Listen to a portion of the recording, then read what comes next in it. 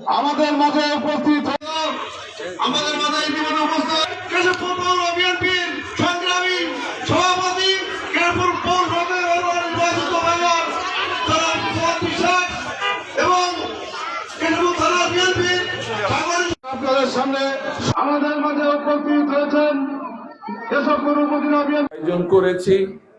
তিনি আমাদের বাংলাদেশের একজন গর্বিত নারী, যে নারীর জীবনকে কয়েকটি ভাগে ভাগ করা যায়। একজন গৃহিণী হিসাবে ভাগ করা যায়, একজন রাজনৈতিক ব্যক্তিত্ব হিসাবে ভাগ করা যায়, একজন প্রশাসনিক ব্যক্তিত্ব হিসাবে ভাগ করা যায়। আমরা তার রাজনৈতিক জীবনকে নিয়ে যদি আমরা কথা বলতে চাই, তার স্বামী শহীদ প্রেসিডেন্ট জিয়াউর রহমান শহীদ হওয়ার পরে তিনি এই বাংলাদেশ জাতীয়তাবাদী দলের নেতৃত্বে এসেছিলেন, এই দলকে সুসংগঠিত করার জন্য কাজ করেছিলেন। একজন সফল সংগঠক ছিলেন আমাদের এই প্রিয় নেত্রী বেগম খালেদা জিয়া। যখন জিয়াউর রহমান সাহেব আততায়ীর গুলিতে নিহত হলেন, তখন কিন্তু এই বিএনপিকে ভাঙার গভীর ষড়যন্ত্র দেখা দিল। এই দলকে ঐক্যবদ্ধ করার জন্যই উনি একজন গৃহিণী থেকে এসে রাজনীতিতে হাত দিলেন। এই দলের সুসংগঠিত করার জন্যে তিনি দলের হাল ধরলেন এবং দলকে এমন একটি সুসংগঠিত দল হিসাবে প্রতিষ্ঠিত করলেন। এই বাংলাদেশ জাতীয়তাবাদী দল বাংলাদেশের সর্ববৃহৎ দল হিসাবে তিনি প্রতিষ্ঠিত করলেন। সেই কারণে একজন সংগঠক হিসাবে তিনি সাকসেসফুল। আজকে বিএনপি রাজনীতি করে জনগণের জন্য, জনগণের কল্যাণের জন্য। যে কারণে ভোটের রাজনীতি করে বিএনপি, তার নেতৃত্বে বাংলাদেশে এই বিএনপি তিনবার রাষ্ট্রীয় ক্ষমতায় অধিষ্ঠিত হয়েছে।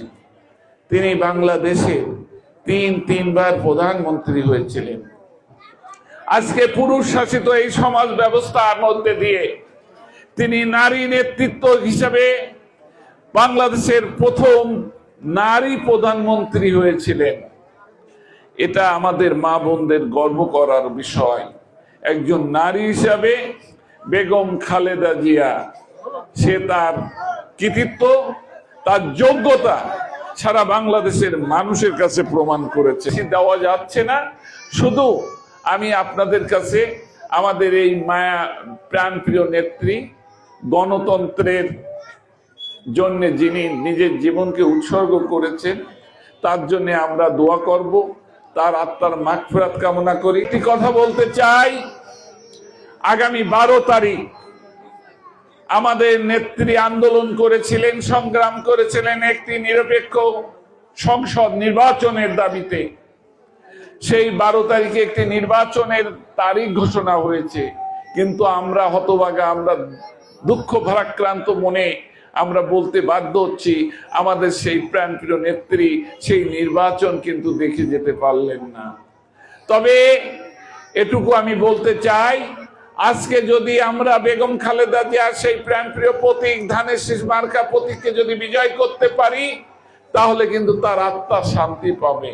তাই আসুন আমার এই দোয়া মাহফিল অনুষ্ঠানে আমরা আজ থেকে আমাদের এই 12 তারিখের নির্বাচন পর্যন্ত সকলে এক একজন ধানের শীষ মার্কা প্রতীকের প্রার্থী মনে করে আমরা যেন আমরা কাজ করি এবং 12 তারিখে নির্বাচনে ধানের শীষ প্রতীককে নির্বাচিত করি।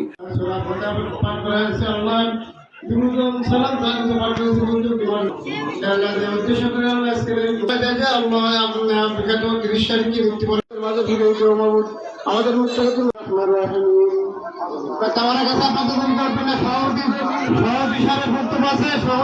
বক্তব্য আছে, এরপরে তারা গ্রামে যাবেন না।